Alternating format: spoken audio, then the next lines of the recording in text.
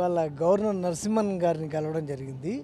మెయిన్గా ఏంటంటే నా మీద వచ్చినటువంటి ఆరోపణలు సోషల్ మీడియాలో ఇంకొక మీడియాలో వచ్చిన అటువంటి ఆరోపణల గురించి వారికి ఫిర్యాదు చేయడం జరిగింది. వారు సానుకూలంగా స్పందించి కొంతమంది గిట్టని వాళ్ళు చేస్తున్నటువంటి ప్రచారాన్ని నేను తీవ్రంగా ఖండిస్తున్న వేణుమాధవ్ అని వారు చెప్పడం జరిగింది. వారిని కలవడం చాలా ఆనందంగా ఉంది. వారు చాలా అద్భుతమైనటువంటి స్పందన ఇచ్చారు. దానికి చాలా ఆనందపడుతున్నా.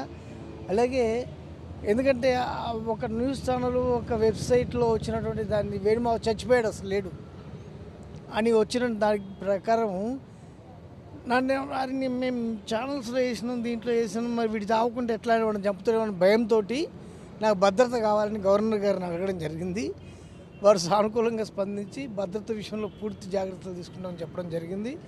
దానికి గవర్నర్ నరసింహన్ గారికి మనస్ఫూర్తిగా ధన్యవాదాలు తెలియజేస్తున్నా. ఇంకొకటి కొన్ని మీడియాస్లో సోషల్ మీడియాస్లో వస్తున్నటువంటి నా మీద తప్పుడు ప్రచారాలు, నాకు షుగరు, బీపీ, ఎయిడ్స్, క్యాన్సరు ఈ టైపులో చాలా ఉన్నాయని వాళ్ళు ఇచ్చినటువంటి ఈవెంట్ ఏమైపోయాడు దీని మీద నేను ఓపెన్ ఛాలెంజ్ చేస్తున్నా. ఏంటంటే మీడియా పీపుల్ ముందే విలేకరులతోటే నేను టెస్టులు చేయించుకోవడానికి రెడీగా ఉన్నా. ఎందుకు టెస్టులు చేయించుకోవడానికి రెడీగా ఉన్నా అంత అవసరం ఏమొచ్చిందిరా అంటే ఇదిగో ఇంకొక ఇదో ఒకటి. గత కొద్ది కాలంగా అనారోగ్యానికి గురైన వేణుమాధవ్ ఇక మనకి లేడు చచ్చిపోయిండు. ఇప్పుడు మాట్లాడుతుంది ఎవడో వాడి తెలియదు. నిమ్స్ ఆసుపత్రిలో చివరిసారిగా మాట్లాడిన వేణుమాధవ్ ఇదే నిమ్స్ హాస్పిటల్లో ప్రెస్ పీపుల్ ముందు మీడియా ముందు టెస్టులు చేయించడానికి నేను రెడీ. మరి ఈ వేసినోడు రెడీగా ఉన్నాడా అనేది నేను మీ ద్వారా వాళ్ళని అడుగుతూ ఉన్నా. అలాగే గవర్నర్ గారికి మనస్ఫూర్తిగా ధన్యవాదాలు తెలియజేస్తున్నా. అలాగే తలసాని శ్రీనివాస్ యాదవ్ గారు అద్భుతంగా స్పందించారు, వారికి ధన్యవాదాలు తెలియజేస్తున్నా.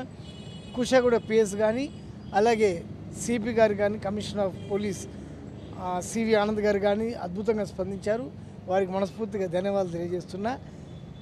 దీనివల్ల ఏం జరిగిందంటే బ్రదర్, నేను ఎందుకు ఇంత గవర్నర్ గారి దగ్గర దాకా రావాల్సిన అవసరం వచ్చిందనే విషయంలో నేను కొన్ని విషయాలు మీకు చెప్పాలి.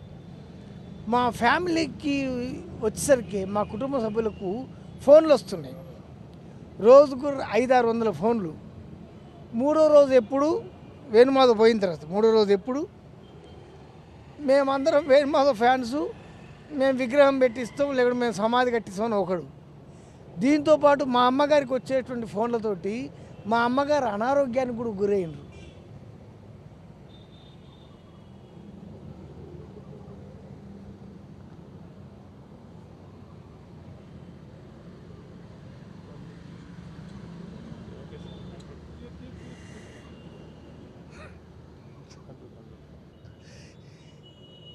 ఈ పరిస్థితి పగోడు కూడా రాకూడదు సార్.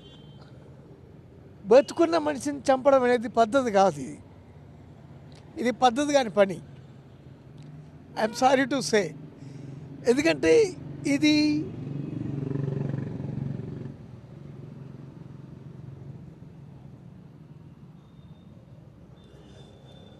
కాబట్టి దీన్ని నేను సీరియస్ తీసుకోవడం జరిగింది. రేపు అపాయింట్మెంట్ దొరికితే తెలంగాణ సీఎం గారిని కలుస్తా, అలాగే హోమ్ మినిస్టర్ గారిని కలిసి వాళ్ళకు కూడా అప్లికేషన్ ఇవ్వడం జరుగుతుంది. దీని మీద కఠినమైన చర్యలు తీసుకుంటా. దీనిపైన హైకోర్టుకు కూడా వెళ్తా, కోర్టుకు కూడా వెళ్తా. Thank you very much brother. Sorry, ఎవరు చేస్తున్నారు ఏం చేస్తున్నారు అనేది సీఎం గారు, గవర్నర్ గారు, సిపి గారు, అలాగే డిపార్ట్మెంట్లు అన్ని డిపార్ట్మెంట్లు అందరూ చూసుకుంటారు. నేను ఎవరు చేస్తున్నారనేది నేను చెప్పలేను, వాళ్ళే చూసుకుంటారు sir. Thank you very much. నమస్తే, బాయ్.